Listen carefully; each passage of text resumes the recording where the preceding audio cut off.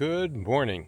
I'm out here at the Fort Caroline National Monument along with the Timucuan, I guess it's like a visitor center, and I'm going to do a little hike. I'm going to hike the Hammock Trail in the area. It's a nature trail, very short, and I hope that you will join me.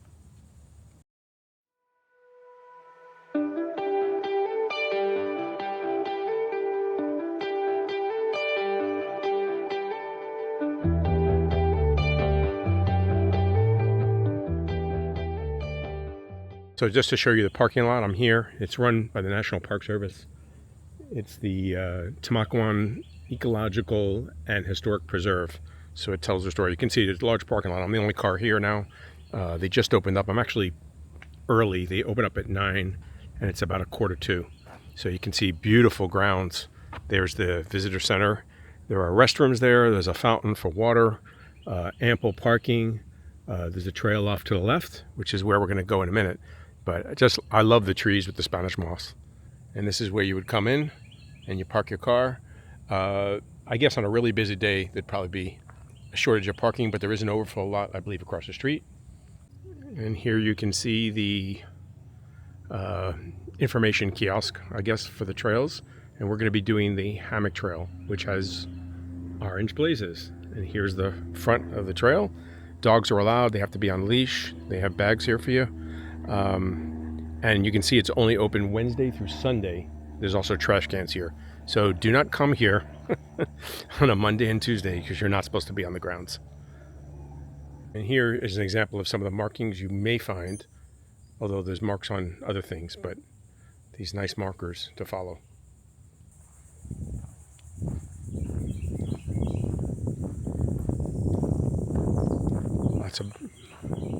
Lots of birds active. It's early in the morning. I saw one other car pulling into the parking lot as I went on the trail.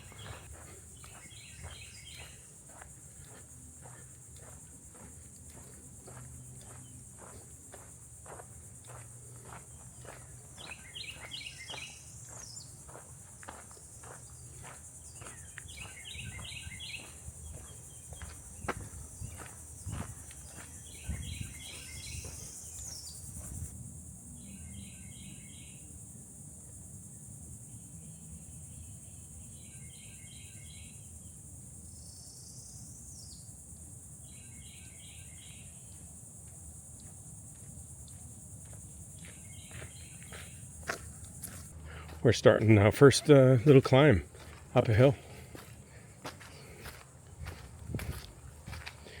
A lot of roots here, you gotta be careful. But other than that, not too hard.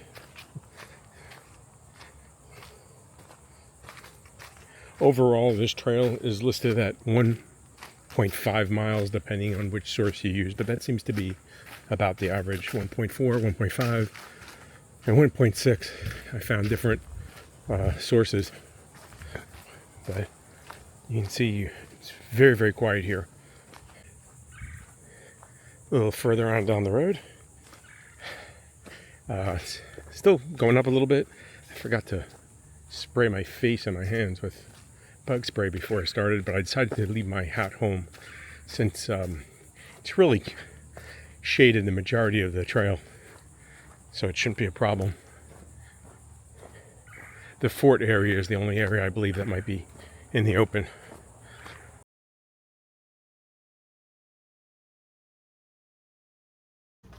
And we're going up a hill now. A little bit elevation change here. I'm about 1/3 of a mile into the hike already. And lots of birds here. You can hear them. I'm using a Merlin app up, and the mosquitoes have come out now. That's one of the bad things. I probably will need to spray up. I'm gonna have to stop. Next bench I see, I'll stop and spray up my hands and my face. The mosquitoes are coming out in force here now. Ooh, that's really close. That's a cardinal, I believe. So here we are climbing up, and the mosquitoes have kind of taken advantage of me up this hill as I've slowed down a little bit. And they're coming out. So I'm going to stop at this bench here. I'm going to get out some bug spray. I'm going to spray up a little bit. and then we'll continue on. We're about a third of a mile into the trail already. And what goes up must come down. Here we are going down the trail. Another bench, another marker, so you know you're on the right trail, which is all very well and good. So, a lot of roots here. You got to be careful. Luckily, it's not slippery or loose.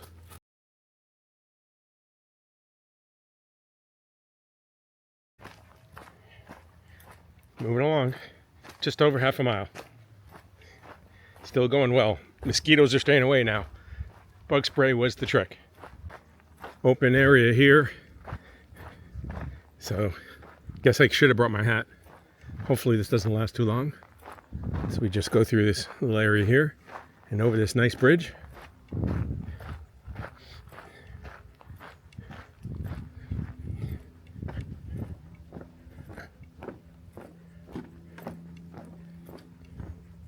It passed over that little area. It must get wet or moist during tidal areas, and there are little crabs crawling all over the place. So it's dry right now. It must be low tide. And we're coming down. Very hilly, actually, surprising for a trail in Florida, but we are in North Florida. But there's a lot of hills. Nothing too strenuous, but you just notice you're going up. Seem to be going up and down. And we're coming down. I can see in the distance between the trees the river, so I know I'm coming toward the shoreline, or at least heading in that general direction.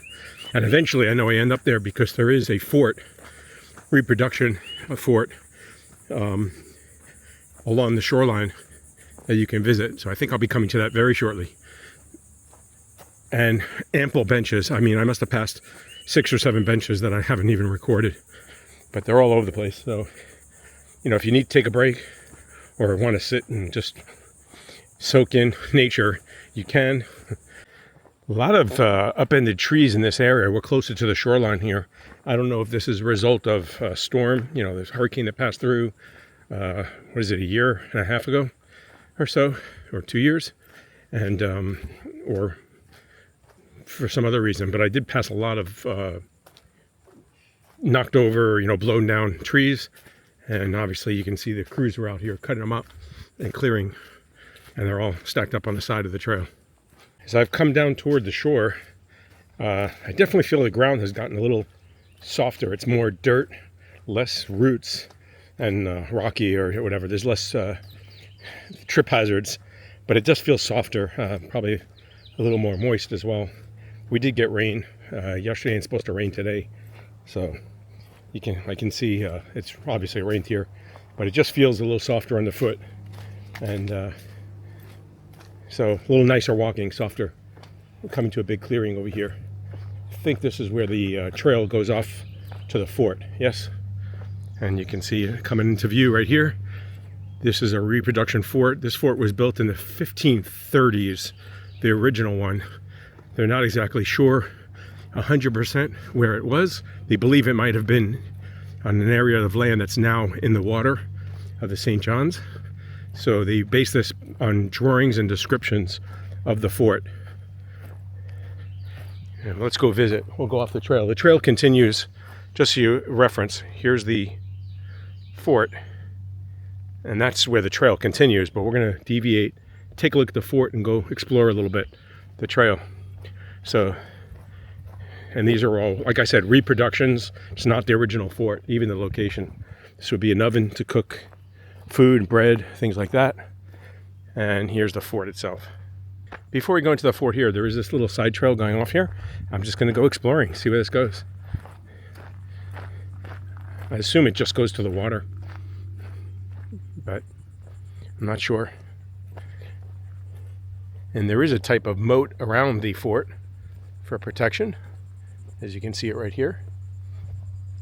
That would have been to slow any attackers down and funnel them into areas that they could more easily defend. Not a very robust structure. There you see the French flag flying over the fort. Yeah, it looks like it just goes down to the tip of the land here. Let's go take a look. Should have a nice view.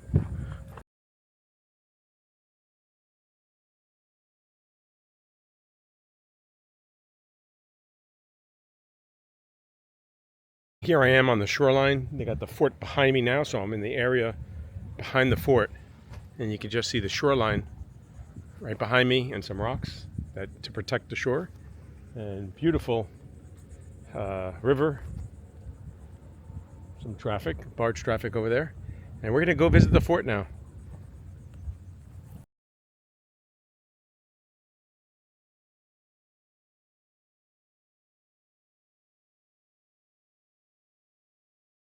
This is a view of the fort from the side as I'm walking back from the shoreline.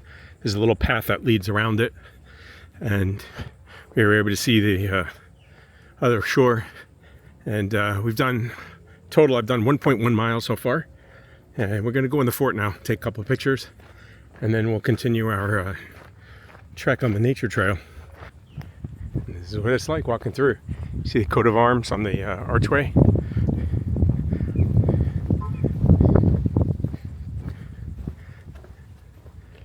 And not much here as a reproduction. They have a cannon, a flag, and it's mostly open. They have, oh, there's another cannon. So, but back then, I don't know how much of a permanent structure they would have built, but I'm sure there would have been a couple of huts or shacks in here for protection from the elements. So as best I can tell, in 1564, they built the fort. I think the area was discovered in 1563, and they wanted to colonize the area. The Spanish had just established St. Augustine, not too far down the road from here on the shoreline south. And they marched up here with a bunch of men, and they basically attacked the fort, massacred the colonists and the people, with about half of the people that were there being killed outright, and some of them escaping into the woods, to boats, and attempting to get away. But they were, many of them were caught or hunted down. But some did escape to tell the tale of what occurred. And we're back on the trail.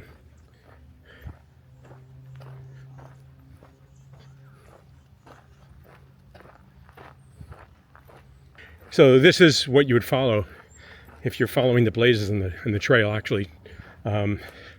However, if you use another source, like all trails, they show you going straight on that path, which is obviously not the trail because the blazes show you that it's not the path.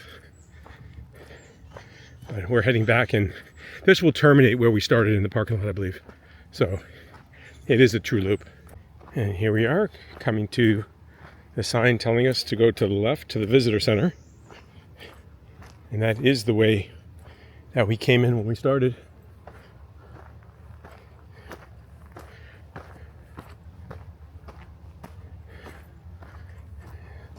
And this will take us back to the parking lot. Should see the kiosk shortly. And here we are back at the kiosk, and obviously I did hear a siren when I was out there, so hopefully no one's seriously injured or hurt. And I see a fire engine here, so I'm hoping everything's okay.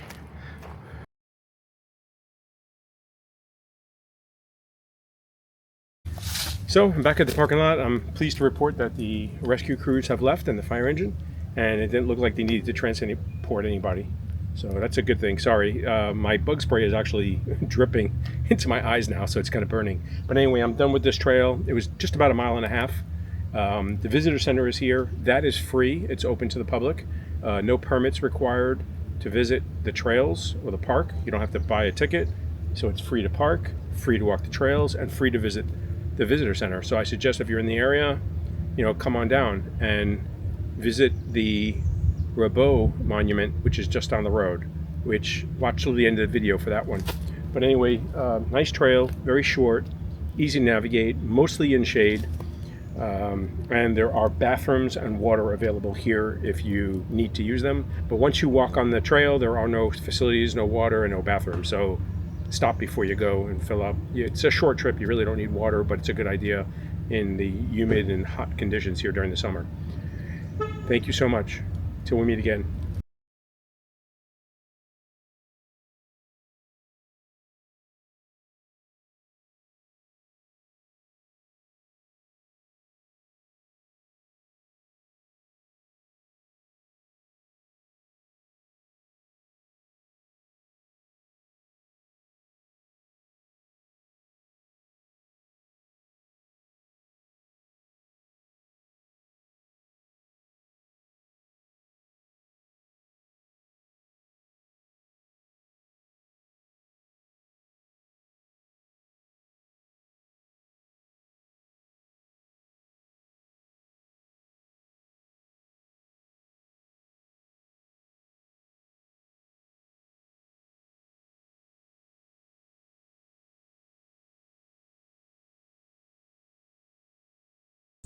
Good morning.